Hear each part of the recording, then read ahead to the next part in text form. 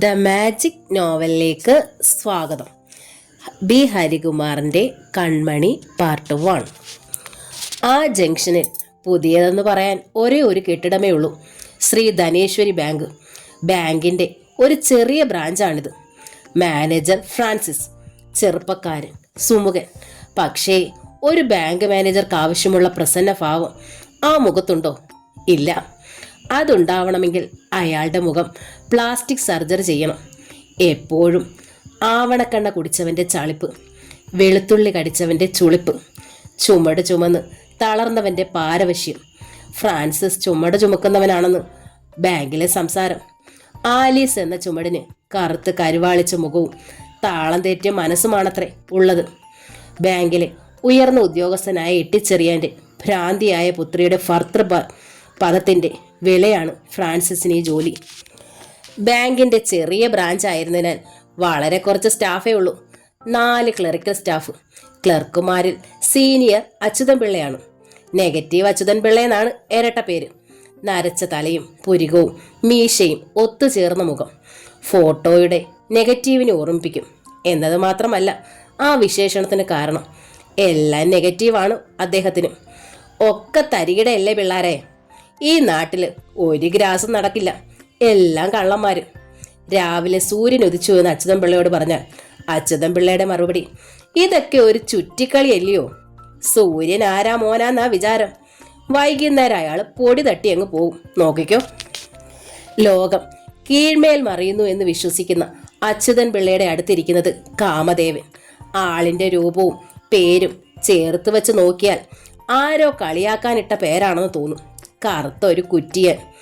ആ മുഖത്ത് കരിക്കട്ട കൊണ്ടൊരു വര വരച്ചാൽ ചോക്ക് മാർക്ക് പോലെ ഇരിക്കും.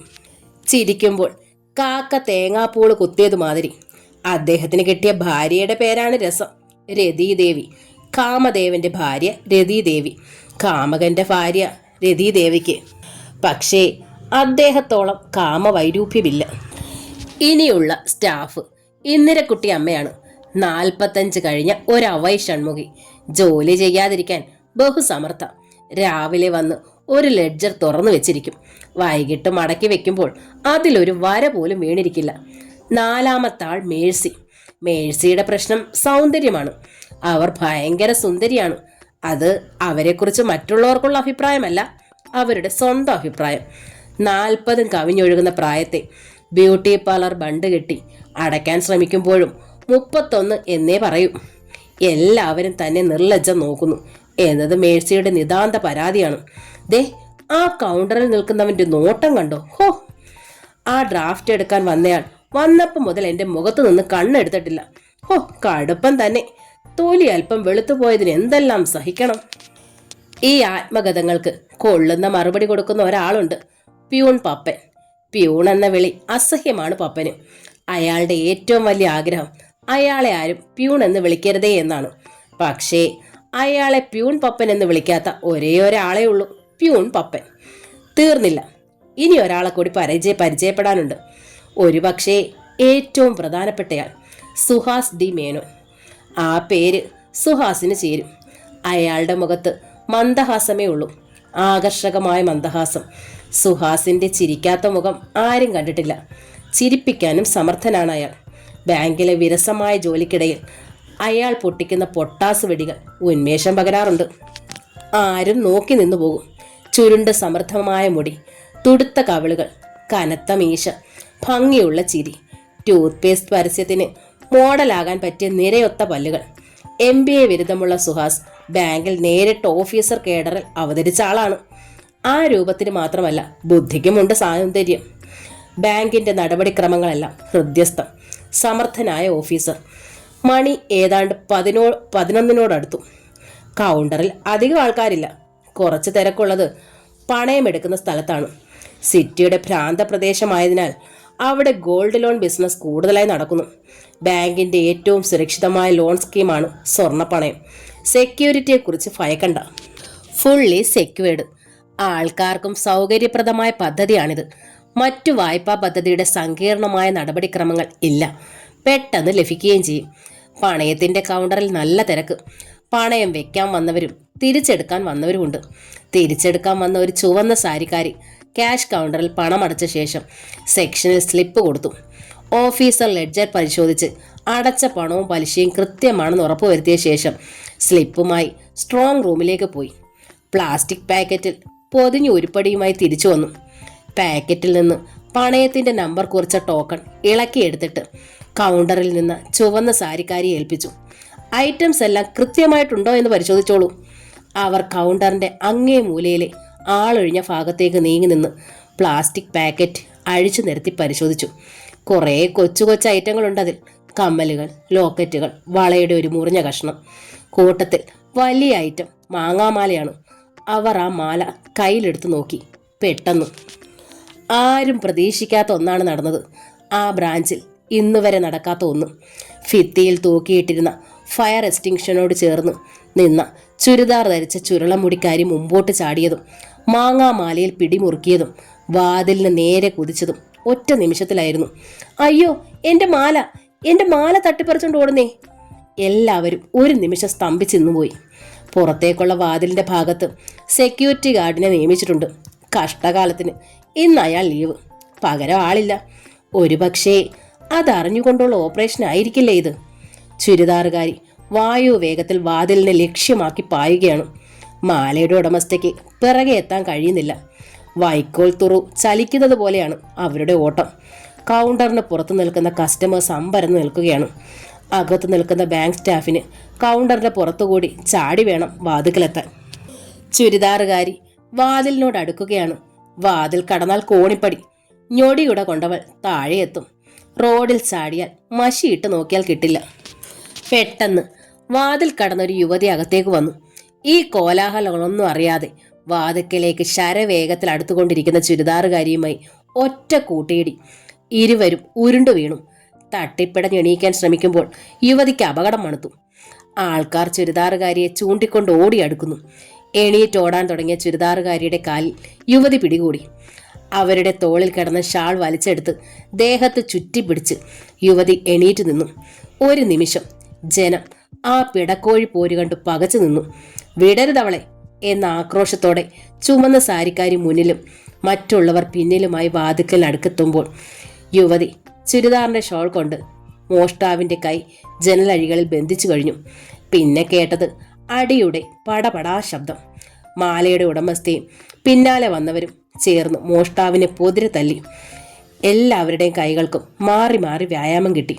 ബന്ധിക്കപ്പെട്ട കൈകളിലേക്ക് മുഖം പൂഴ്ത്തി നിൽക്കുന്ന ചുരിദാറുകാരി. ശരീരത്തിൽ വീഴുന്ന അടികളേക്കാൾ കടുപ്പം ചെവിയിൽ വീഴുന്ന തെറി. കൂട്ടത്തിലുള്ള മീശക്കാരൻ പറഞ്ഞു, കഴിവേറിയുടെ മോളെ പോലീസിൽ ഏൽപ്പിക്കണം. പട്ടാപ്പകൽ ബാങ്കിൽ കയറി പിടിച്ചു പറയൂ. അവിടെ കൂടിയവരെല്ലാം അതേ അഭിപ്രായക്കാരായിരുന്നു. ഇതിനിടെ ജനലിലെ കെട്ടിൽ നിന്ന് കുതിരാൻ അവൾ ശ്രമിക്കുന്നത് കണ്ട് ആരോ പുറത്തേക്കുള്ള വാതിലടച്ചു. മീശക്കാരൻ മാനേജരോട് പറഞ്ഞു, സർ, പോലീസിന് ഫോൺ ചെയ്യണം, താമസിക്കണ്ട.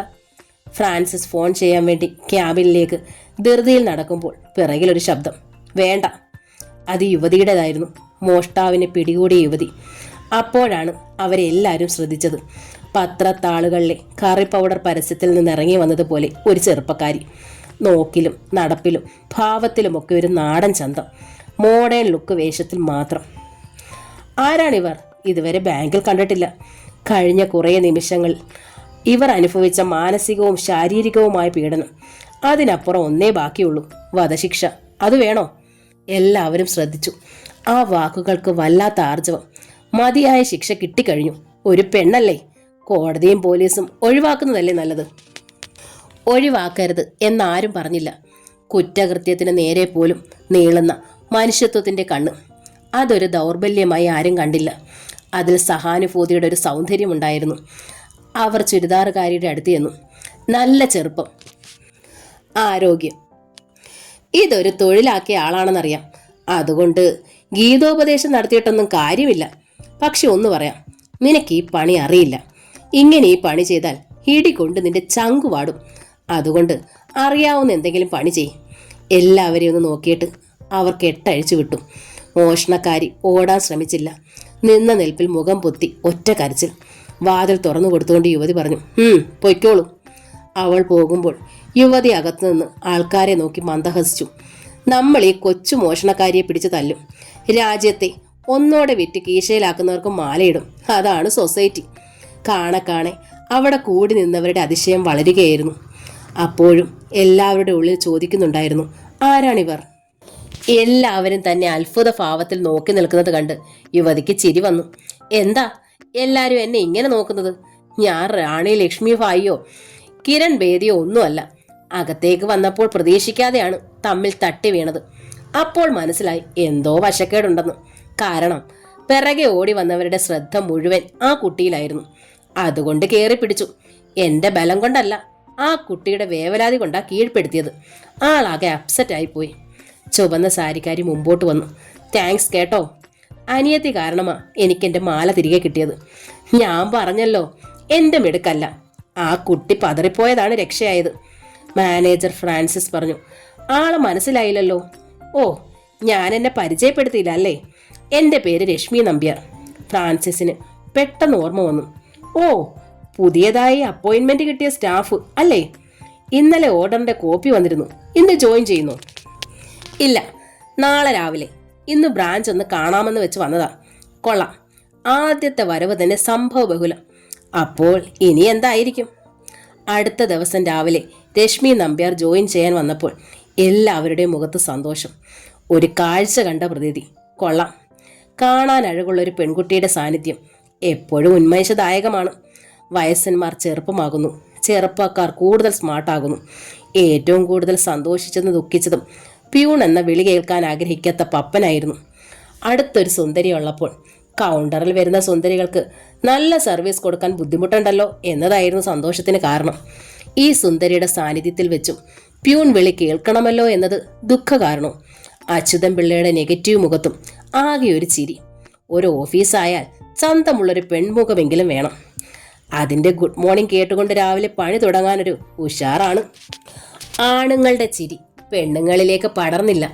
ഇന്ദിരക്കുട്ടിയമ്മ ഒരൽപ്പം ഉദാസീന ഭാവത്തിൽ ലെഡ്ജറിൽ ഒളിപ്പിച്ചു വെച്ചിരുന്ന സിനിമാ മാസികയിലേക്ക് മുഖം കുനിച്ചു.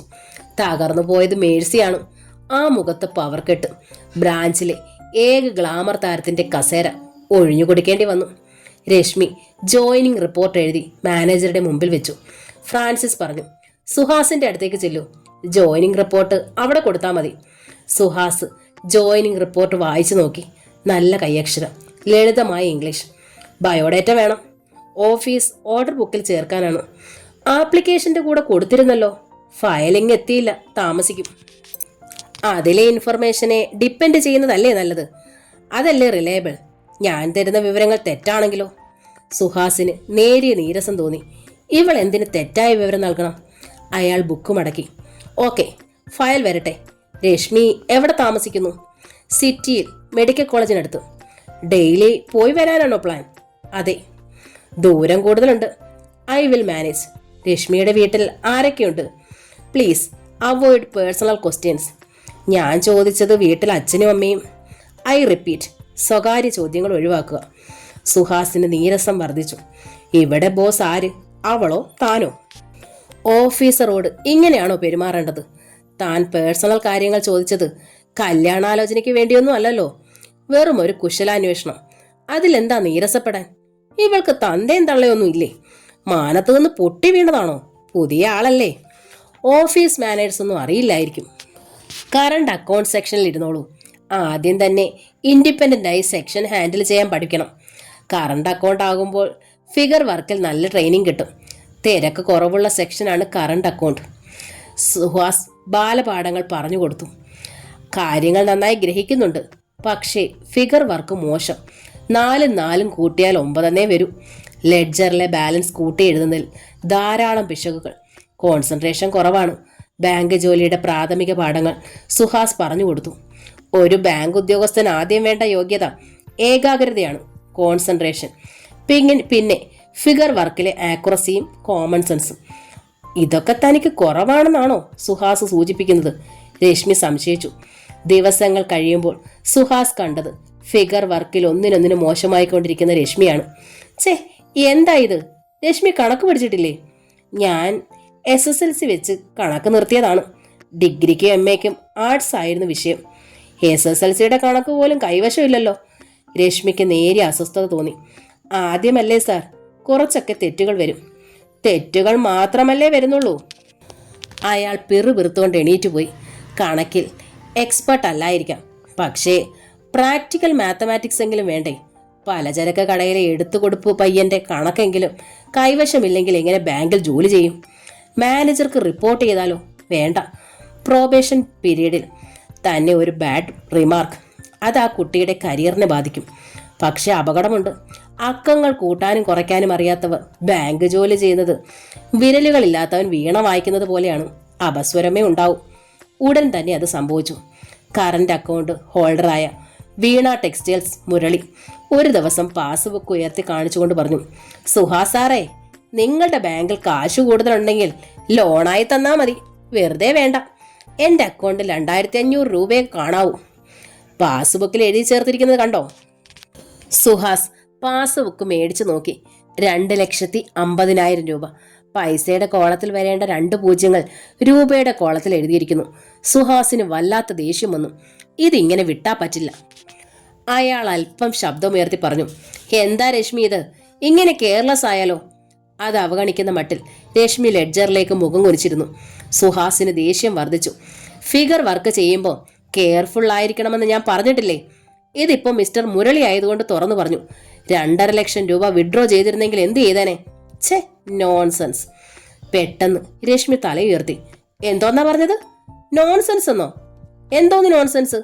ഞാനൊരു നോൺസെൻസ് കാണിച്ചാൽ അത് തിരുത്തേണ്ട സാറല്ലേ ചെക്കിംഗ് ഓഫീസർ. സുഹാസ് അന്തിച്ചുപോയി. പുതുതായി വന്ന ഈ പെണ്ണ് തന്നെ ക്വസ്റ്റ്യൻ ചെയ്യുന്നു. Mind your words. എൻ്റെ ജോലി ചെയ്യാൻ എനിക്കറിയാം, പഠിപ്പിക്കണ്ട. നിങ്ങളുടെ ജോലി ശരിയായി ചെയ്താൽ മതി. രശ്മി എണീറ്റ് നിന്നു. ഞാൻ ജോലി ശരിയായിട്ട് ചെയ്യുന്നുണ്ടോ എന്ന് പരിശോധിക്കലാണ് നിങ്ങളുടെ ജോലി. സുഹാസ് ശരിക്കും വിളറിപ്പോയി. അയാൾ ഒരിക്കലും ഇത് പ്രതീക്ഷിച്ചിരുന്നില്ല. തൻ്റെ കീഴിൽ ഒരുപാട് ആൾക്കാർ ജോലി ചെയ്തിട്ടുണ്ട്. ഇന്ന് വരെ ആരും ഇതേമാതിരി സംസാരിച്ചിട്ടില്ല.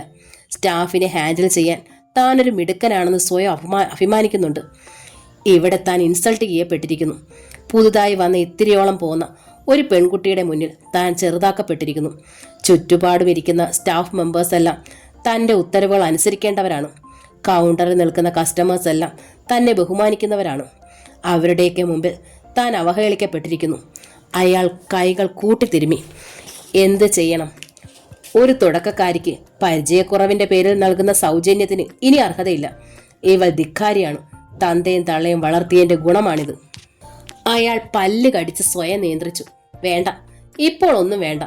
ആൾക്കാരുടെ മുമ്പിൽ വെച്ച് ഇൻസൾട്ടിംഗ് ആയി ഒന്നും സംസാരിക്കണ്ട. ഓഫീസ് ടൈം കഴിയട്ടെ, സ്വകാര്യമായി വിളിച്ച് കാര്യങ്ങൾ പറയാം. അതിൽ അവൾ ഒതുങ്ങിയില്ലെങ്കിൽ പിന്നെ നടപടികൾ തന്നെ വേണ്ടിവരും.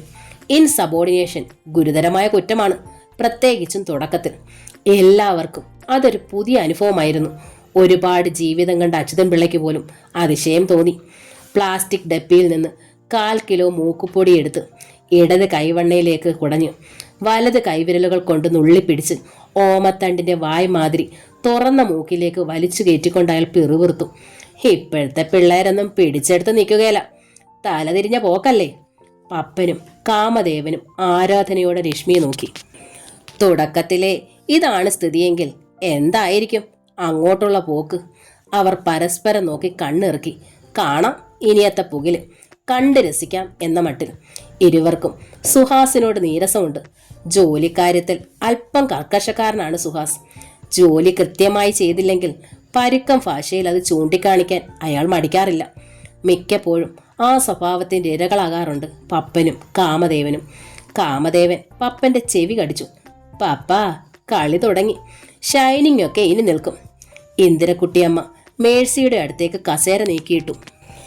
ഈ പെങ്കൊച്ചിത് എന്തോന്ന് ഭാവിച്ചോണ്ടാ ഓഫീസറുടെ മെക്കിട്ട് കയറുക? കാലം പോയ പോക്കേ.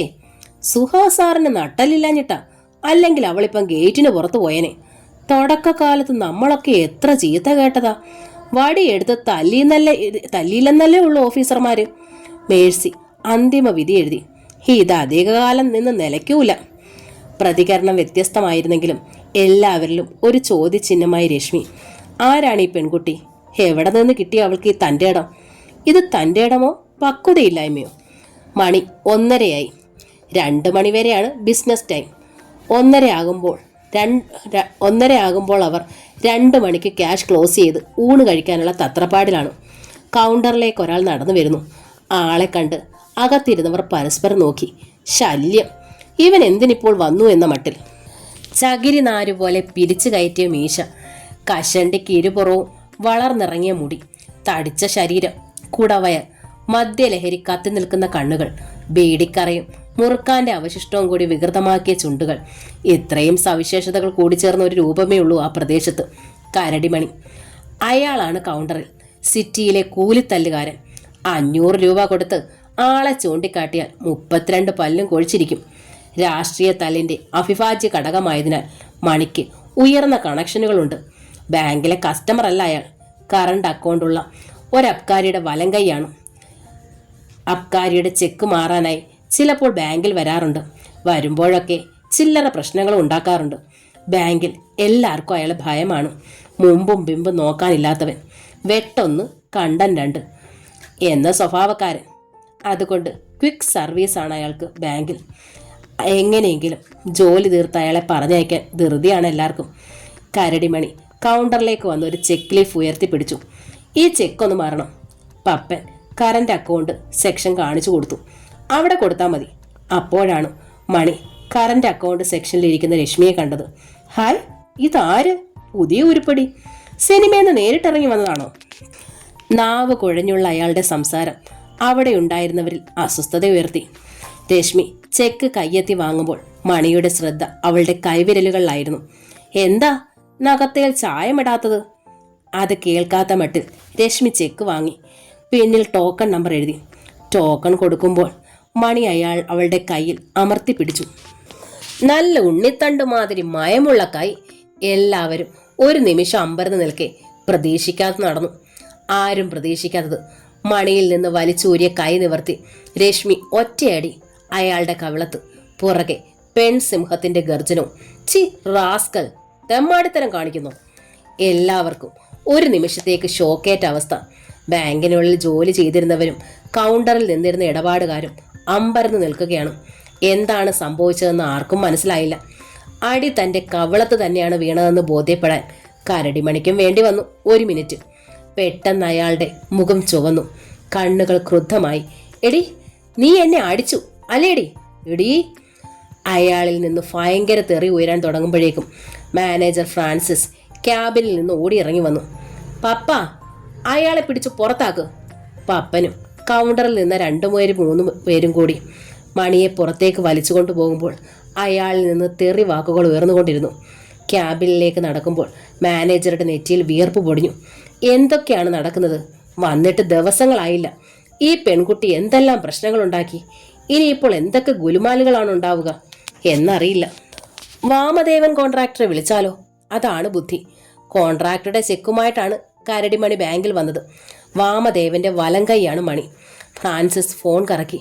ഭാഗ്യത്തിന് വാമദേവനെ തന്നെ കിട്ടി. വിവരം കേട്ടപ്പോൾ ഫോണിന്റെ മറുതലയ്ക്കൽ ഒരു നിസ്സാര ചിരി.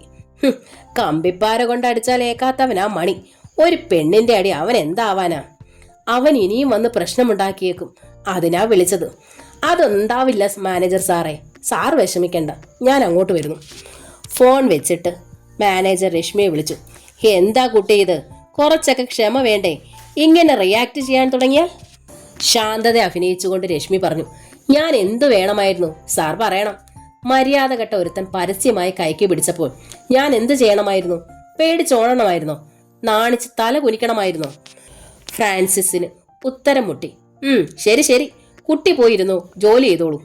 ക്യാബിന് പുറത്തിറങ്ങിയ രശ്മി കണ്ടത് സാഗൂതം നോക്കി നിൽക്കുന്നത് സുഹാസിനെയാണ്. ആ കണ്ണുകളിൽ വെറുപ്പാണോ? അല്ല, ആ വികാരം എന്തു തന്നെയായാലും വെറുപ്പല്ല.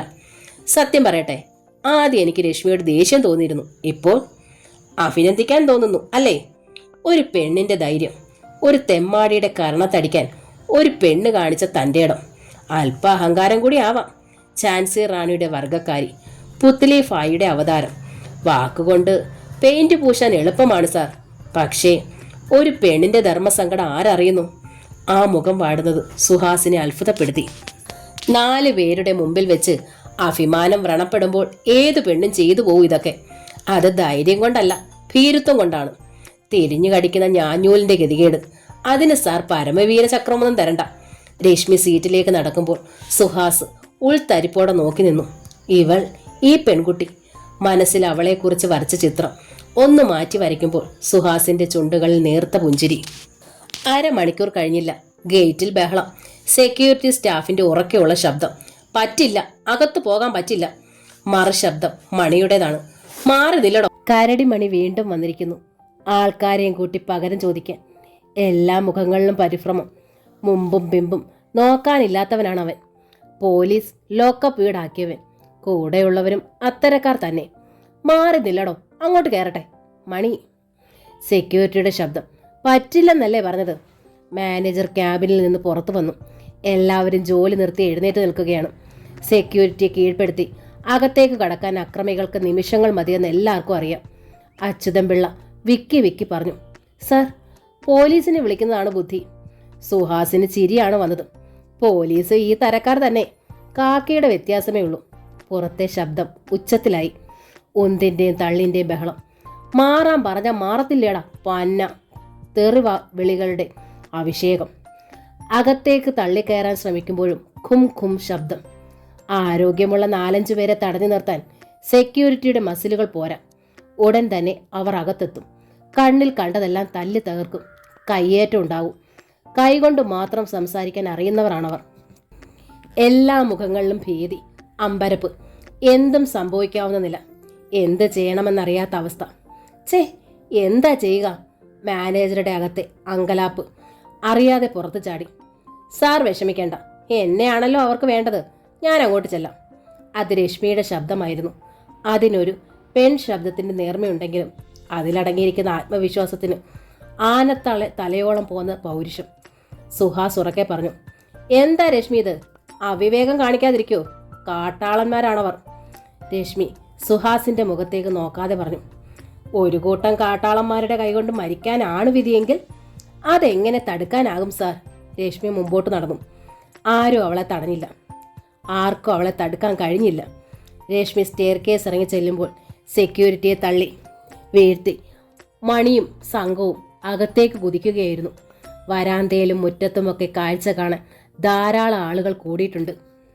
പടി കയറി ഇറങ്ങി വരുന്ന പെൺകുട്ടിയെ കണ്ട് സംഘം ഒന്നറച്ചു നിന്നു. ഇര ഇങ്ങോട്ട് വന്നിരിക്കുന്നു. എന്തിനാ ഈ ബഹളങ്ങളൊക്കെ? ഞാനിതാ ഇങ്ങോട്ട് വന്നിരിക്കുന്നു. എന്താണ് വേണ്ടത്? എൻ്റെ ജീവനോ രക്തമോ? മണി സംഘാംഗങ്ങളെ മാറി മാറി നോക്കി. നിന്നെ ഞാൻ വെറുതെ വിടില്ലടി. വിടരുത്, വെറുതെ വിടരുത്. അതിനാണ് ഞാൻ ഇങ്ങോട്ട് വന്നത്. മണി കൈ ഉയർത്തി. നീ എന്നെ പരസ്യമായി അപമാനിച്ചു. അതെ, അപമാനിച്ചു. ആൾക്കാരുടെ മുമ്പിൽ നീ എൻ്റെ കരണത്തടിച്ചു. പകരം ചോദിക്കാതെ വിടില്ലടി നിന്നെ ഞാൻ. അതെ, കരണത്തടിച്ചു. പകരം ചോദിക്കാതെ വിടരുത്. പക്ഷേ ഞാനൊന്ന് ചോദിച്ചോട്ടെ, അതേ ആൾക്കാരുടെ മുമ്പിൽ വെച്ചല്ലേ നിങ്ങൾ എൻ്റെ കൈക്ക് കയറി പിടിച്ചത്? എൻ്റെ അഭിമാനത്തിന് മുറിവേറ്റില്ലേ? ഞാനെങ്ങനെ പകരം വീട്ടും? മണി ഒരു നിമിഷത്തേക്ക് നിശ്ചലനായി. അയാളുടെ അകതാരിൽ എവിടെയോ ആ വാക്കുകൾ ചെന്നു മുട്ടി. പെങ്ങളുണ്ടോ എന്നെനിക്കറിയില്ല. ഉണ്ടെങ്കിൽ ചെന്ന് ചോദിച്ചു നോക്കൂ. പെരുവഴിയിൽ വെച്ചൊരുവൻ കയ്യിൽ കയറി പിടിച്ചാൽ എന്ത് ചെയ്യുമെന്ന് അവർക്കും ഉണ്ടാകുമല്ലോ എന്നെപ്പോലെ ആത്മാഭിമാനം. മണിയുടെ അനുയായിയാണ് സംസാരിച്ചത്. നീ അങ്ങനെ മിടുക്കിയാവണ്ട. മിടുക്കിയല്ല, ഞാൻ കാണിച്ചതിലൊരു മിടുക്കുമില്ല. അപ്പോഴത്തെ എൻ്റെ അവസ്ഥയിൽ ഇങ്ങനൊരു മണ്ടത്തരമേ എനിക്ക് കാണാക്കാൻ പറ്റൂ. ഞാനെന്നല്ല, ഏത് പെണ്ണിനും അതേ പറ്റൂ. മറ്റൊരു ശിങ്കിടി മുന്നോട്ട് നീങ്ങി. മണിയണ്ണൻ ആരാണെന്നറിയാമോ നിനക്ക്? ഒരമ്മ പ്രസവിച്ച മനുഷ്യൻ, അത് തീർച്ച. പറന്നു പൊട്ടാൻ ആഞ്ഞു വരുന്ന തീപ്പടക്കങ്ങളെ ചുള്ളിക്കമ്പ് കൊണ്ട് ചീറ്റിച്ചു വിടുന്ന ആ വാക്ചാതുരി എല്ലാവരെയും വിസ്മയിപ്പിച്ചു. മണിക്കും സംഘത്തിനും എന്തെങ്കിലും പറയാനാകും മുമ്പ് റോഡിൽ ഒരു ഹുണ്ടായി സാൻഡ്രോ വന്നു നിന്നു. പിൻസീറ്റിലിരിക്കുന്ന വാമദേവൻ കോൺട്രാക്ടർ എന്ന ശ്രീരാമനെ കണ്ടപ്പോൾ കരടിമണി എന്ന ഹനുമാൻ വാല് താഴ്ത്തി. ഒരു ചെമ്പിലെ മുഴുവൻ അരിയും വെന്തോ എന്നറിയാൻ ഒരു വറ്റ് നോക്കിയാൽ മതി. അതുപോലെ ഒരാളിൻ്റെ വ്യക്തിത്വത്തിൻ്റെ സൂക്ഷ്മ വശങ്ങൾ തൊട്ടറിയാൻ ഒരൊറ്റ സംഭവം മതിയാകും. രശ്മി നമ്പ്യാർ എന്ന വെളുത്തു തൊടുത്ത് ചുരുണ്ട മുടിക്കാരി വർണ്ണക്കടലാസ് ഒട്ടിച്ച ഒരു ഡിസ്കോ ഡാൻസറെ പോലെ ആൾക്കാരുടെ മനസ്സിൽ തെളിഞ്ഞു നിന്നു. എന്തൊരു തൻ്റെ ഇടം, ആത്മധൈര്യം! കൊല്ലാൻ വരുന്നവനെ കുപ്പിമടക്കുന്ന ദീപ്ത വ്യക്തിത്വം. സുഹാസിന് അഭിനന്ദനം മറച്ചു ഇരിക്കാൻ കഴിഞ്ഞില്ല. ഒരു ലഞ്ച് ബ്രേക്കിന് അയാൾ മറ്റാരും കേൾക്കാതെ പറഞ്ഞു, എനിക്ക് വിശ്വസിക്കാൻ കഴിയുന്നില്ല രശ്മി. ഒരു പെൺകുട്ടിക്ക് ഇത്രയുമൊക്കെ സാധിക്കുമോ? ഒരു പിടി എക്ലേഴ്സ് അയാളുടെ നേരെ നീട്ടിക്കൊണ്ട് രശ്മി പറഞ്ഞു, എന്തത്ഭുതമാണ് സാർ ഞാൻ കാണിച്ചത്. പോലീസിന് പോലും കഴിയാത്തത് മണിയും കൂട്ടരും ഒന്നും ചെയ്യാനാകാതെ നിന്നുപോയില്ലേ? ഒരു കാര്യം സാറിനറിയാമോ? ഓരോ പുരുഷൻ്റെയും ഉപബോധ മനസ്സിൽ സ്ത്രീക്ക് ഒരു പവിത്രമായ സ്ഥാനമുണ്ട്. അമ്മയിലൂടെയും സഹോദരിയിലൂടെയും ആർജിച്ച പവിത്രഭാവം അതിൽ സ്പർശിക്കാൻ കഴിഞ്ഞാൽ പെണ്ണ് വിജയിച്ചു. പുരുഷൻ അവളുടെ മുമ്പിൽ കൈകോപ്പും. ഇത്രയും അനുഭവജ്ഞാനമോ ഈ പ്രായത്തിൽ? ഇതിന് അനുഭവജ്ഞാനം വേണ്ട, കോമൺ സെൻസ് മതിയാകും സാർ. സ്ത്രീ സ്വയം വിൽപ്പന ചരക്കായി പുരുഷന്റെ മുമ്പിൽ ചെന്ന് നിന്നുകൊടുത്തതിൻ്റെ ദുരന്തമാണിതൊക്കെ. സ്ത്രീ തികഞ്ഞ മാന്യതയോടെ പെരുമാറട്ടെ. നടുപാതിരയ്ക്ക് നടു റോഡിൽ വെച്ച് പോലും പുരുഷൻ അന്തസ് കാണിക്കും. ഒരു കാര്യം സുഹാസിന് ബോധ്യമായി. വളരെ ഇൻ്റലിജൻ്റ് ആണ് രശ്മി. പ്രായോഗിക ബുദ്ധി ഏറെയുള്ളവൻ. ജീവിതത്തിൽ വിജയിക്കാൻ വേണ്ട സ്വഭാവ ഗുണങ്ങളൊക്കെയുണ്ട് അവളിൽ. നല്ല ഭാര്യ, നല്ല കുടുംബിനി, അതിലപ്പുറമൊക്കെ എത്തിച്ചേരാൻ അവൾക്ക് കഴിയും. ഒരു ദിവസം സുഹാസ് അവളെ ഒരു കടലാസ് കഷ്ണം കാണിച്ചു. ഇതെന്താണെന്നറിയാമോ? എൻ്റെ അഡ്രസ്. സാറിന് ഇത് എവിടുന്ന് കിട്ടി? രശ്മിയുടെ പേഴ്സണൽ ഫയലിൽ നിന്ന് കുറിച്ചെടുത്തതാണ്. ഇത്ര ബുദ്ധിമുട്ടിയത് എന്തിനാ? എന്നോട് ചോദിച്ചാൽ മതിയായിരുന്നല്ലോ. തന്നില്ലെങ്കിലോ? എന്തിനാണ് സാർ ഇത്? രശ്മിയുടെ വീട്ടിൽ വരാൻ അടുത്ത ഞായറാഴ്ച. രശ്മി പെട്ടെന്ന് തിരിഞ്ഞ് സുഹാസിനെ നോക്കി. ആ നോട്ടങ്ങൾ പരസ്പരം കൊളുത്തി പിടിച്ചതുപോലെ. മെഡിക്കൽ കോളേജ് ജംഗ്ഷനിൽ സുഹാസ് ബൈക്ക് നിർത്തി. റോഡിൻ്റെ ഒരു വശത്ത് ഏക്കറുകളിലായി പരന്നു കിടക്കുന്ന മെഡിക്കൽ കോളേജ് കെട്ടിട സമുച്ചയം. തലങ്ങും വിലങ്ങും കെട്ടിടങ്ങൾ. നടുവിലൂടെ അകത്തേക്ക് നയിക്കുന്ന റോഡ്. കാഷ്വാലിറ്റി, ബ്ലഡ് ബാങ്ക്, വിവിധ ഡിപ്പാർട്ട്മെൻറ്റുകൾ, സർജറി, വിവാഹം, ഇങ്ങനെ ഓരോ ഏരിയ കടന്നു പോകുന്ന റോഡ്. അവസാനിക്കേണ്ടടുത്ത് അവസാനിക്കുന്നു മോർച്ചറി. അയാൾ റോഡിന് എതിർവശത്തേക്ക് നടന്നു. ടെലിഫോൺ ബൂത്തിൻ്റെ അരികിൽ എവിടെയോ ഉള്ള ഇടനാഴിയിലൂടെയാണ് രശ്മിയുടെ വീട്. റെഡ് ക്രോസ് ചെയ്യുന്ന ഒരു കനാൽ. കനാലിൻ്റെ മുകളിലെ കലിങ്കിൻ്റെ അരികത്തുകൂടി ഇടതുവശത്തേക്ക് കിടക്കുന്ന വീടിൻ്റെ ഗേറ്റിൽ board. Advocate Dhananjayan Nambiar K. തുരുമ്പിച്ച ഗേറ്റ് തുറക്കുമ്പോൾ സുഹാസ് ഓർത്തു, കോളിംഗ് ബെല്ലിൻ്റെ ആവശ്യമില്ല. ഗേറ്റ് തുറക്കുന്നതിൻ്റെ കറകറ ശബ്ദം കേട്ട് തന്നെ വീട്ടുകാർ വിവരമറിയും. ചെറിയ വീടാണ്. സിറ്റ് ഔട്ടിൻ്റെ തറയിൽ അന്നത്തെ പത്രം പേജുകൾ വേറിട്ട് ചിതറിക്കിടക്കുന്നു. ചൂരൽ ടീപ്പോയിൽ 1-2 വാരികകൾ കിടപ്പുണ്ട്. സുഹാസ് കോളിംഗ് ബെൽ അമർത്തി. സിറ്റ് ഔട്ടിലേക്ക് കയറുന്ന സ്റ്റെപ്പിൻ്റെ വലതുഭാഗത്തെ മുറിയുടെ ഭിത്തിയിൽ മണിപ്പൊളാൻഡ് പടർത്തിയിരിക്കുന്നു. അകത്താരുമില്ലേ? ഗേറ്റിൻ്റെ ശബ്ദവും കോളിംഗ് ബെല്ലും കേട്ടിട്ടും അനക്കമില്ല. സുഹാസ് കോളിംഗ് ബെൽ നീട്ടിയടിച്ചു. അതാ ഇടതുവശത്തെ മതിലിനരികിൽ രശ്മി. നീലയിൽ മഞ്ഞ പൂക്കളുള്ള നൈറ്റ് ധരിച്ചിരിക്കുന്നു. കയ്യിൽ പകുതി പിഴിഞ്ഞെടുത്ത മുണ്ട്. അയ്യോ, ഇതാര്? സുഹാസ് സാറോ? സോറി, ഞാൻ തുണി കഴുകുകയായിരുന്നു. കോളിംഗ് ബെൽ ആദ്യം കേട്ടില്ല. വീട്ടിൽ ആരുമില്ലേ? അച്ഛൻ ഇവിടെ ഉണ്ടായിരുന്നല്ലോ. എങ്ങോട്ട് പോയി? ഒരു പക്ഷേ പുറത്തോട്ടിറങ്ങിയിരിക്കും. സാർ കയറിയിരിക്കണം. ഞാനിതൊന്ന് വിരിച്ചിട്ട് വരാം, ഒരു നിമിഷം. വീടിന് പിന്നിലേക്ക് രശ്മി ഓടിപ്പോകുമ്പോൾ സുഹാസ് നോക്കി നിന്നു. എന്തൊരു ഭംഗിയാണ് അവൾക്ക്. ഓടുമ്പോൾ നീലയിൽ മഞ്ഞപ്പൂക്കളുള്ള നൈറ്റിയുടെ തുമ്പ് പറക്കുന്നു. സൂചിമുന കണ്ണുകളുള്ള ഒരു നിറവാലൻ പക്കിളി പറക്കുന്ന പ്രതീതി. നെറ്റിയുടെ മധ്യത്തിലും മൂക്കിൻ്റെ തുമ്പത്തും ഉരുണ്ടുകൂടി നിൽക്കുന്ന വിയർപ്പ് തുള്ളികൾ ആ മുഖത്തിനൊരു ആഭരണമാണ്. വെളുത്ത ടവലിൽ കൈ തുടച്ചുകൊണ്ട് സിറ്റ് ഔട്ടിൻ്റെ പിന്നിലെ വാതിൽ തുറന്ന് രശ്മി വന്നു. വാഷിങ്ങും ക്ലീനിങ്ങും ഒക്കെ ഞായറാഴ്ചയാണ്, അന്നല്ലേ ഒഴിവുള്ളൂ. അവൾ സിറ്റ് ഔട്ടിൻ്റെ അരമതിലിരുന്നു. സാറിന് തീരെ പ്രതീക്ഷിച്ചില്ല. അന്ന് സാർ തമാശ പറയുകയാണെന്നല്ലേ വിചാരിച്ചത്. വീടെങ്ങനെ കണ്ടുപിടിച്ചു? ഈ ധീര വനിത ഇവിടൊക്കെ ഫേമസ് അല്ലേ? രശ്മി നമ്പയാരെന്ന ഉണ്ണിയാർച്ചയെ അറിയാത്തവരാരാ? കളിയാക്കണ്ട കേട്ടോ. അല്പം ധീരതയൊക്കെ ഇവിടെയും കാണിച്ചിട്ടുണ്ട്. ഒരിക്കൽ കമൻ്റ് അടിച്ച് 2 ചെത്ത് പയ്യന്മാരെ വിരട്ടി ദാ ആ കലിങ്കിൽ വെച്ചു. അതിൽ പിന്നെ ഈ ഏരിയയിലെ പയ്യന്മാർക്ക് എന്നെ സ്വല്പം പേടിയാ. ഇവിടെ രശ്മിയെ കൂടാതെ വേറെ ആരാ താമസം? അച്ഛൻ മാത്രം. അമ്മ നേരത്തെ മരിച്ചു. ഇവിടുന്ന് ബാങ്കിലേക്ക് 20 കിലോമീറ്റർ ദൂരമില്ലേ? അവിടെ ഒരു വീട് വാടകയ്ക്ക് എടുക്കുന്നതല്ലേ സൗകര്യം? 8 വർഷം മുമ്പ് വാടകയ്ക്കെടുത്ത വീടായത്. പഴയ വാടകയുള്ളൂ. പിന്നെ സിറ്റി വിട്ട് പോകാനൊരു മടി. ഞാൻ പോസ്റ്റ് ഗ്രാജുവേഷൻ ചെയ്തത് ഇവിടാ. ഗേറ്റിലൊരു ശബ്ദം. ഗേറ്റ് കടന്നു വന്നത് വെളുത്ത് തടിച്ച കഷണ്ടിക്കാരൻ. രശ്മിയുടെ അച്ഛനാണെന്ന് പറഞ്ഞു മനസ്സിലാക്കേണ്ടില്ലാത്തത്ര സാമ്യം. അച്ഛ, ഇത് വേണ്ട, പറഞ്ഞു മനസ്സിലാക്കണ്ട. നിന്റെ ബ്രാഞ്ചിലെ ഓഫീസർ പേര് ഓർമ്മിച്ചെടുത്ത് അദ്ദേഹം പറഞ്ഞു. കമൽഹാസൻ. അയ്യോ അല്ലച്ചാ, സുഹാസ് ഡി മേനോൻ. സോറി, പേരിലൊരു ഹാസനുണ്ടെന്നറിയാമായിരുന്നു. സുഹാസിനെ കണ്ണുകൾ കൊണ്ട് അടിമുടി ഒന്നൊഴിഞ്ഞ് നമ്പ്യാർ പറഞ്ഞു.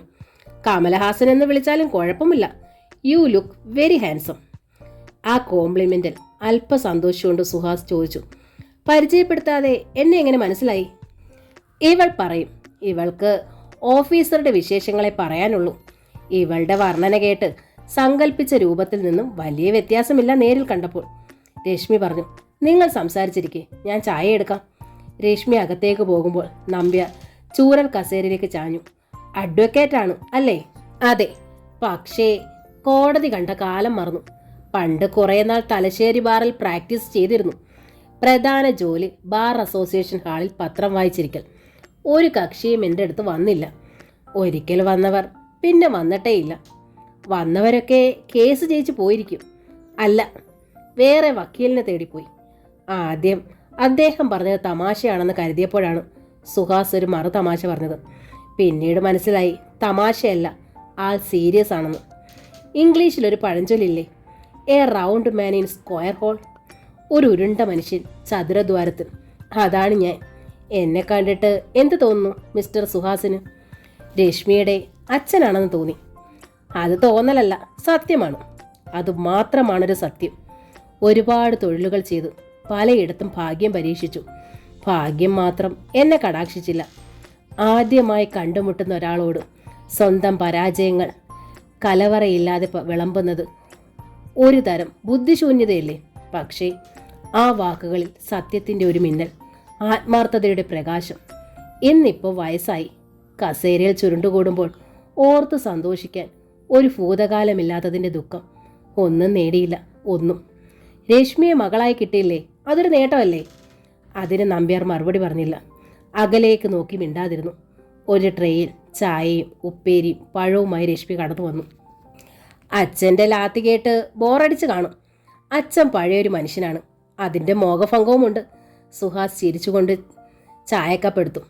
ഈ ബോറടി അല്പം കൂടി സഹിക്കാമെങ്കിൽ എൻ്റെ ജോലി തീർത്തിട്ട് വരാം. കുറച്ച് തുണികൾ ബാക്കി കിടക്കുന്നു. രശ്മി പോകുമ്പോൾ അവരുടെ സംഭാഷണം അവളെക്കുറിച്ചായി. പാവമാണ് എൻ്റെ മോൾ, ശുദ്ധ പാവം. പക്ഷെ എന്ത് ചെയ്യാം, മുഖത്തടിച്ചതുപോലെ സംസാരിച്ച് കളയും. അത് ആദ്യത്തെ ദിവസം തന്നെ മനസ്സിലായി. ബാങ്കിൽ എന്തൊക്കെയോ പ്രശ്നങ്ങൾ അല്ലേ? ഞാനറിഞ്ഞു. ജോലി കിട്ടിയിട്ടും ഒട്ടും ഇരുത്തം വന്നിട്ടില്ല അവൾക്ക്. വളർത്തിയതിൻ്റെ ദോഷം കാണും. ചെറുപ്പത്തിലെ അമ്മ മരിച്ചതുകൊണ്ട് കുറേ കൂടുതൽ ലാളിച്ചു. രശ്മിയുടെ അച്ഛനോട് സംസാരിക്കുമ്പോൾ ഒരു കാര്യം ശ്രദ്ധിക്കുകയായിരുന്നു സുഹാസ്. എന്തിനെക്കുറിച്ചെങ്കിലും പറയുമ്പോൾ അതിൻ്റെ ദോഷവശങ്ങളാണ് അദ്ദേഹം ആദ്യം സ്പർശിക്കുക. നല്ല വശത്തേക്ക് പിന്നീട് കടക്കും. മിടുക്കിയാണ് എൻ്റെ മോൾ. കോളേജിൽ പഠിക്കുമ്പോൾ ഭരതനാട്യത്തിനൊക്കെ 1ാം സ്ഥാനം. യൂത്ത് ഫെസ്റ്റിവലിന് സ്റ്റേറ്റ് ലെവൽ വരെ പോയതാണ്. പത്രത്തിലൊക്കെ വന്നതാണ്, ഓർക്കുന്നോ? എന്തോ സ്റ്റേജിൽ നിന്ന് ജഡ്ജസിനെ പരസ്യമായി വിമർശിച്ച പെൺകുട്ടി. സുഹാസിന് ഓർമ്മ വന്നു. പത്രങ്ങളിൽ ഫ്രണ്ട് പേജ് വാർത്തയായിരുന്നു. സ്റ്റേജിലെ മൈക്ക് പിടിച്ചു വാങ്ങി ആ കുട്ടി ഉറക്കെ പറഞ്ഞു, ഈ വിധികർത്താക്കൾക്ക് ഭരതനാട്യത്തെപ്പറ്റി ഒരു ചുക്കും അറിഞ്ഞൂടാ. ഞാൻ വെല്ലുവിളിക്കുന്നു, അവർ സ്റ്റേജിലേക്ക് വരട്ടെ. ഭരതനാട്യത്തെക്കുറിച്ച് ഞാൻ ചോദിക്കുന്ന ഒരു ചോദ്യത്തിനെങ്കിലും ഉത്തരം പറയട്ടെ. സദസ്സ് ഞെട്ടിപ്പോയി. സംഘാടകർ വിയർത്തു. പിറ്റേന്ന് മാധ്യമങ്ങളിലെ നായിക ആ പെൺകുട്ടി. അത് രശ്മിയാണെന്നറിഞ്ഞപ്പോൾ സുഹാസിന് രോമാഞ്ചമുണ്ടായി. എന്തൊരു ചുണ! യൂത്ത് ഫെസ്റ്റിവൽ സ്റ്റേജുകളിൽ അതിനു മുമ്പും പിമ്പും ഇങ്ങനൊരു സംഭവം ഉണ്ടായിട്ടില്ല. ധിക്കാരിയാണെന്നേ ആൾക്കാർ പറയൂ. എനിക്കറിയാം, ഒരുപാട് പേർ അങ്ങനെ പറഞ്ഞിട്ടുമുണ്ട്. പക്ഷേ എന്ത് ചെയ്യും? ഒരാളുടെ സ്വഭാവം മാറ്റാൻ പറ്റുമോ? ഞാൻ എന്തെങ്കിലും പറഞ്ഞാൽ അവൾ പറയും, എനിക്ക് ആരുടെ സർട്ടിഫിക്കറ്റ് വേണ്ടെന്ന്. ടവലിൽ കൈ തുടച്ചുകൊണ്ട് രശ്മി കടന്നു വന്നു. വാസ്തവത്തിൽ ഒരു പുതിയ കണ്ണടയിലൂടെയാണ് സുഹാസ് അവളെ നോക്കിക്കണ്ടത്. ആ കണ്ണുകളിൽ ആരാധനയുടെ തിളക്കം. അച്ഛൻ്റെ ലാത്തി എങ്ങനെ? മോളെ, ഞാൻ അന്നത്തെ യൂത്ത് ഫെസ്റ്റിവൽ സംഭവം പറയുകയായിരുന്നു. അന്നത് പത്രത്തിൽ വായിച്ചത് സുഹാസിന് ഓർമ്മ വന്നു. ഭയങ്കര ധൈര്യമാണ് രശ്മി കാണിച്ചത്. രശ്മി അത് നിസ്സാരമായി ചിരിച്ചു തള്ളി. ഓ, എന്തോന്ന് ധൈര്യം സാർ, സമ്മാനം കിട്ടില്ലെന്നുറപ്പ്. ആർക്കാണ് സമ്മാനമെന്നും അറിയാമായിരുന്നു. എങ്കിൽ പിന്നെ ഒരു നമ്പർ ഇറക്കി മുഖം രക്ഷിക്കാമെന്ന് വെച്ചു, അത്ര തന്നെ. മടങ്ങുമ്പോൾ സുഹാസിൻ്റെ മനസ്സിലൊരു വസന്തം വിരിയുകയായിരുന്നു. എനിക്ക് രശ്മിയുടെ അച്ഛനോടൊന്ന് സംസാരിക്കണം. എന്താ പ്രത്യേകിച്ച്? അത് അച്ഛനോട് പറഞ്ഞോളാം. അച്ഛൻ വീട്ടിലുണ്ടാകും. ഫോൺ നമ്പർ തരാം. സുഹാസ് ഫോൺ ചെയ്തു. വൈകിട്ട് 6 മണിക്ക് ബീച്ചിൽ.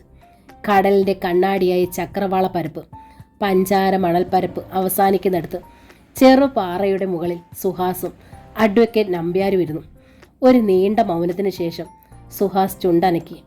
ഒരു മുഖവരയുടെ ആവശ്യമുണ്ടെന്ന് തോന്നുന്നില്ല. മുഖവരയല്ല, വിഷയം തന്നെ ആവശ്യമുണ്ടെന്ന് തോന്നുന്നില്ല സുഹാസ്. എനിക്ക് തോന്നി നിങ്ങൾ അടുത്ത് നിൽക്കുന്നത് കണ്ടപ്പോൾ. എന്തൊരു ചേർച്ച! ഒരു മേഡ് ഫോർ ഈച്ച് അതർ മത്സരത്തിൽ പങ്കെടുക്കാൻ തക്ക ജോഡി. സുഹാസ് മണലിലേക്ക് നോക്കിയിരുന്നു.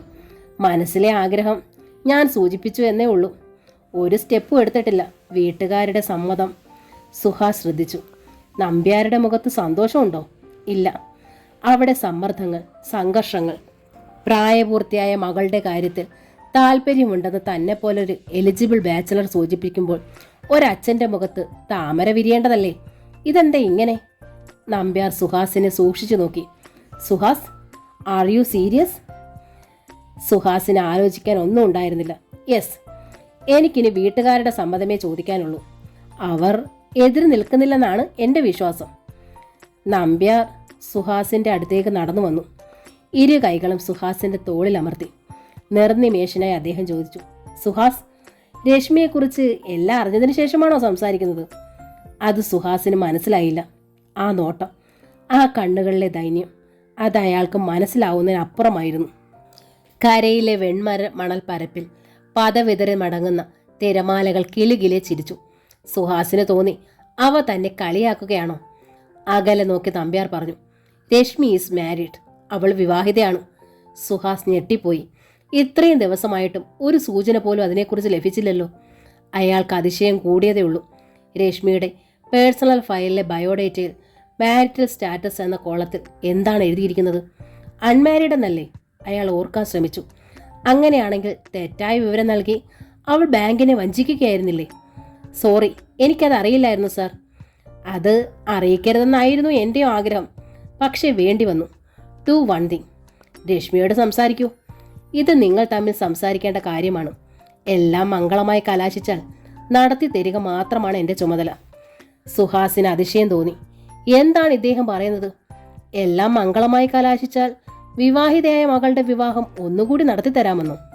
പിറ്റേന്ന് രാവിലെ ബാങ്കിലെത്തി സുഹാസ് ആദ്യം ചെയ്തത് രശ്മിയുടെ പേഴ്സണൽ ഫയൽ പരിശോധിക്കുകയാണ്. മാരിറ്റൽ സ്റ്റാറ്റസ് എന്ന കോളം ശൂന്യം. അവിടെ ഒന്നും എഴുതിയിട്ടില്ല. അതായത് വസ്തുതകൾ മറച്ചു വയ്ക്കപ്പെട്ടിരിക്കുന്നു. പൂർണ്ണ വിവരം നൽകിയിട്ടില്ല. രശ്മി അടുത്തേക്ക് വരുന്നത് അയാൾ ശ്രദ്ധിച്ചു. എന്തായിരുന്നു സാർ ഇന്നലെ ബീച്ചിൽ അച്ഛനുമായ ഡിസ്കഷൻ? അച്ഛനൊന്നും പറഞ്ഞില്ലേ? സാർ നേരിട്ട് പറയുമെന്ന് പറഞ്ഞു. അയാൾ ഫയലിലെ ശൂന്യമായ കോളം ചൂണ്ടിക്കാട്ടി. ഇതായിരുന്നു വിഷയം. അവളുടെ മുഖത്ത് ഒരു വിഷാദ ചായ വീഴുന്നത് സുഹാസ് ശ്രദ്ധിച്ചു. ഈ കോളം എന്താ ഫില്ലപ്പ് ചെയ്യാഞ്ഞത്?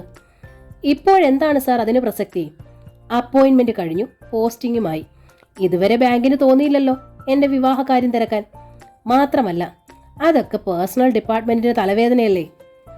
സുഹാസിൻ്റെ നോട്ടത്തിന് ഒന്നിലേറെ അർത്ഥങ്ങൾ. ഇപ്പോഴത് എൻ്റെ തലവേദനയാണ് രശ്മി. ഒന്നാമത് അതെൻ്റെ സ്വകാര്യതയാണ്, സാറിനോട് വെളിപ്പെടുത്താൻ ബുദ്ധിമുട്ടുള്ള കാര്യം. മറ്റൊന്ന്, a wrong question at a wrong place എന്നല്ലേ? സാറിപ്പോൾ അതാണ് ചെയ്യുന്നത്. തെറ്റായ ചോദ്യം തെറ്റായ സ്ഥലത്ത് അല്ലേ? സുഹാസ് മന്ദഹസിച്ചു. Okay, I will come to the right place with right question. ശരിയായ സ്ഥലം, ശരിയായ ചോദ്യം. അതുണ്ടായി അടുത്ത് തന്നെ. വേളിക്കായലിൻ്റെ നീല ജലപ്പരപ്പ്, പെഡലിംഗ് ബോട്ടിലിൻ്റെ കടകട ശബ്ദം ശ്രവിച്ച് രശ്മി പാരപ്പറ്റിലിരുന്നു. എന്തിനാണ് സാർ ഇതൊക്കെ? ഓർമ്മയുടെ ശവപ്പറമ്പിൽ മണ്ണിട്ട് മൂടിയതാണിതെല്ലാം. 4 വർഷം മുമ്പ് ഞാൻ വിവാഹിതയായി. ഇന്ന് മോചിതയാവാൻ പോകുന്നു. എന്നുവെച്ചാൽ ഫാമിലി കോർട്ടിൽ കേസ് മൂവ് ചെയ്തിട്ടുണ്ട്. ഈ മന്ത് എന്നോടുകൂടി ഡൈവോഴ്സ് കിട്ടും. റോവിംഗ് ബോട്ടുകൾ, പിന്നിലേക്ക് തള്ളുന്ന വായു കായൽ പരപ്പിനെ ഇളക്കി മറിക്കുമ്പോൾ മനസ്സിൻ്റെ തിരകളെ ശാന്തിയുടെ തീരത്തടുപ്പിക്കാൻ പാടുപെടുകയായിരുന്നു രശ്മി. ഒരു ചീറ്റിപ്പോയ പടക്കം. അതായിരുന്നു എൻ്റെ മാരേജ്. സുഭാഷ്, കോളേജ് അധ്യാപകൻ. മനസ്സിൽ അയാളൊരു കന്വാശ്രമം പണിഞ്ഞിട്ടുണ്ട്. ജീവിതത്തിലേക്കൊരു ശകുന്തളയെ സ്വീകരിക്കാൻ. എന്തോ മുനികന്യകയാകാൻ കഴിഞ്ഞില്ല. വെളുപ്പിനെ എണീറ്റ് ഭർത്താവിൻ്റെ പാദം തൊട്ട് വന്ദിച്ച് കുളിച്ച് മുടിത്തൊമ്പിൽ തുളസിക്കതിരും ചൂടി. പഴഞ്ചൻ സിസ്റ്റമാണെന്ന് പറയുന്നില്ല, പക്ഷേ അഡ്ജസ്റ്റ് ചെയ്യാൻ പറ്റില്ല. സുഹാസ് ശ്രദ്ധിച്ചു. ഒന്നും വിശദമായി പറയാൻ അവൾ തയ്യാറല്ല. വാക്കുകളുടെ പിശുക്കിൽ എല്ലാം ചുരുക്കുകയാണവൾ. ബട്ട് ഞങ്ങളുടെ വേർപിരിയൽ മാന്യമായിട്ടായിരുന്നു. A golden handshake. ഒരു സ്മൂത്ത് ലൈഫ് സാധ്യമല്ല എന്ന് ഇരുവർക്കും തോന്നി. ഒരുപാട് വിലക്കുകൾ. ഇറച്ചിയും മീനുമൊന്നും പാടില്ല. പുറത്തു പോയിട്ട് വന്നാൽ കാൽ കഴുകി അകത്ത് കയറാവൂ. പീരീഡ് സമയത്ത് അടുക്കളയിൽ പോലും വിലക്ക്. വേദനിപ്പിക്കുന്ന ഓർമ്മകളുടെ സമ്മർദ്ദം രശ്മിയുടെ മുഖത്ത്. ഒക്കെ സഹിക്കാം സർ. ടിവിയും സിനിമയും നിഷിദ്ധമാണെന്ന് കരുതുന്ന ഒരു സെറ്റപ്പ് ഈ കാലത്തുണ്ടാകുമോ?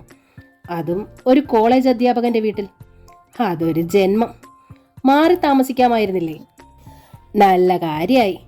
സിംഗിൾ മാനേജ്മെന്റ് കോളേജിലെ ജോലി അയാൾ സംഘടിപ്പിച്ചത് തന്നെ ട്രാൻസ്ഫർ ഒഴിവാക്കാൻ വേണ്ടിയാണ്. ആ വീടും പഴയ ആചാരങ്ങളൊന്നും വിട്ട് അയാൾ പോവില്ല. അതിലും എളുപ്പം ഞാൻ പോകുന്നതെന്നാണ് തോന്നി. പോയി. സുഭാഷ് ഇപ്പോൾ സന്തോഷമായിട്ടുണ്ടാകും.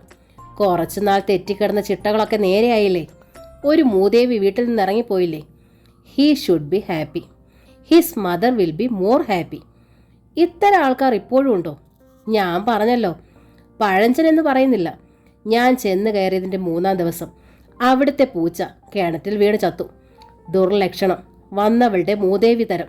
കവിടിക്കിഴിയും കൊണ്ട് നടക്കുന്ന ഏതോ ഉണക്ക ജോത്സ്യൻ്റെ വിരുതീർപ്പ്. എനിക്ക് കോടാലിയായി. അന്ന് കറുത്തതാണ് എൻ്റെ അമ്മാവിയമ്മയുടെ മുഖം. ഫെയർ ലെവൽ തേച്ചാൽ പോലും ഇനി അത് വിളിക്കില്ല, രശ്മി പറഞ്ഞു. ഡൈവോഴ്സിന് അയാൾ തയ്യാറായിരുന്നു. ഞാനാണ് ആദ്യം പേപ്പേഴ്സ് മൂവ് ചെയ്തത്. തുടക്കത്തിൽ അയാൾ വഴങ്ങിയില്ല. വിവാഹമോചനം ആചാരപ്രകാരം തെറ്റാണല്ലോ. ദൈവം കൂട്ടിച്ചേർത്തതിനെ മനുഷ്യൻ പറിച്ചകറ്റുന്നത് പാവമല്ലേ? പക്ഷേ ഒടുവിൽ ദൈവം മനുഷ്യന് വഴങ്ങി. അടുത്ത ഫാമിലി കോർട്ട് സിറ്റിങ്ങിൽ ഞങ്ങൾ നിയമപരമായി പിരിയും. വിവാഹത്തെക്കുറിച്ച് പറയുന്ന അതേ ലാഘവത്തോടെ വിവാഹമോചനത്തെക്കുറിച്ചും പറയുന്ന ആ പെൺകുട്ടിയെ സുഹാസ് നോക്കി നിന്നു. എത്രയൊക്കെ പുരോഗമനം പറഞ്ഞാലും കെട്ടുതാലി ഊരിയ പെണ്ണ് സമൂഹത്തിലൊരു പുഴുക്കുത്താണ്. ബന്ധം വേർപെടുത്തിയ പെണ്ണിന് പ്രതിക്കൂടൊരുക്കാനാണ് സമൂഹത്തിന് താല്പര്യം. അവളുടെ വാദിഭാഗം കേൾവിക്കാർക്കും താല്പര്യമില്ല. ഇനി യുവർ ഫ്യൂച്ചർ പ്ലാൻ? എന്തോന്ന് പ്ലാൻ സർ? ഷേക്സ്പിയറെ നമ്പി ജീവിക്കാമെന്ന് വെച്ചു. Take life fast it comes എന്നല്ലേ അദ്ദേഹം പറഞ്ഞത്? എത്ര ലാഘവമായാണോ ജീവിതത്തെ കാണുന്നത്? ഞാനൊന്ന് ചോദിക്കട്ടെ സർ, കുറച്ച് സീരിയസ് ആയി കണ്ടിട്ടെന്താ പ്രയോജനം? നമ്മുടെ ഇഷ്ടാനുസരണം കുഴച്ച് രൂപപ്പെടുത്താവുന്ന കളിമൺ ശില്പമല്ലേ ജീവിതം? ആരുടെയോ കൈകളിൽ രൂപപ്പെട്ട് നമ്മളിലേക്ക് എത്തുമ്പോഴേക്കും നമ്മളത് കാണുന്നത് തന്നെ.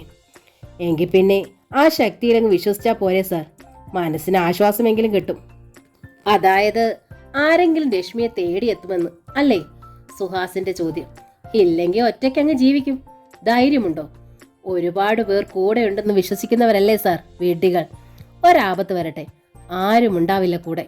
സ്വന്തം കൂടപ്പറപ്പ് പോലും. എല്ലാം ഒരു വിശ്വാസമാണ്. എനിക്കെല്ലാവരും ഉണ്ട്, ആവശ്യം വന്നാൽ എല്ലാവരും ഓടി വരും എന്നൊക്കെ. ഇവിടെ എല്ലാവരും ഏകരാണ്, ഒരർത്ഥത്തിലല്ലെങ്കിൽ മറ്റൊരർത്ഥത്തിൽ. നാട്ടുകാരുടെ നാവിനെ ഭയക്കണ്ടേ?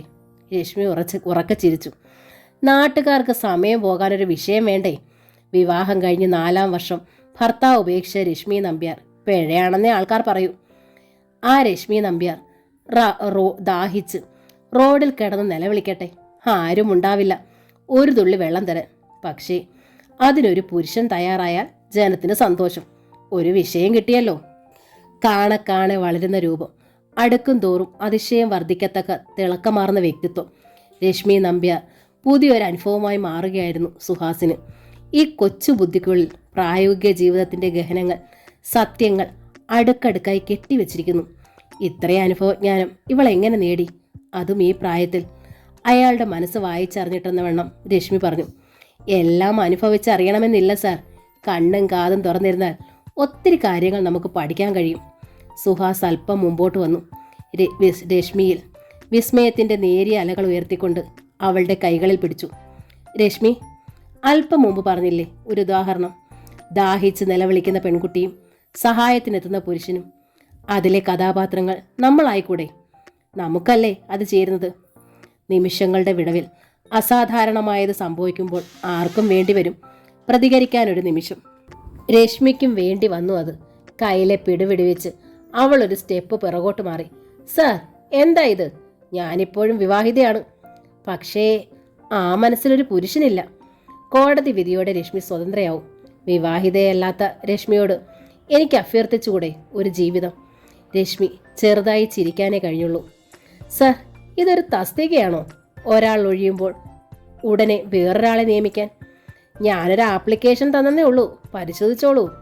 ഇൻ്റർവ്യൂവിന് വിളിക്കുന്നത് പോലും യോഗ്യത നിർണയിച്ചിട്ട് മതി. അവൾ പൊട്ടിച്ചിരിച്ചു. ആ ചിരിയുടെ അലകൾ ആ ബന്ധത്തിന് വഴി തുറന്നിടുകയായിരുന്നു. അവിടെ ഒരു തീരുമാനം ജനിക്കുന്നു, ഒന്നാകാനുള്ള തീരുമാനം. എനിക്കിനിയും വ്യക്തമാകാനുണ്ട് ഒത്തിരി കാര്യങ്ങൾ.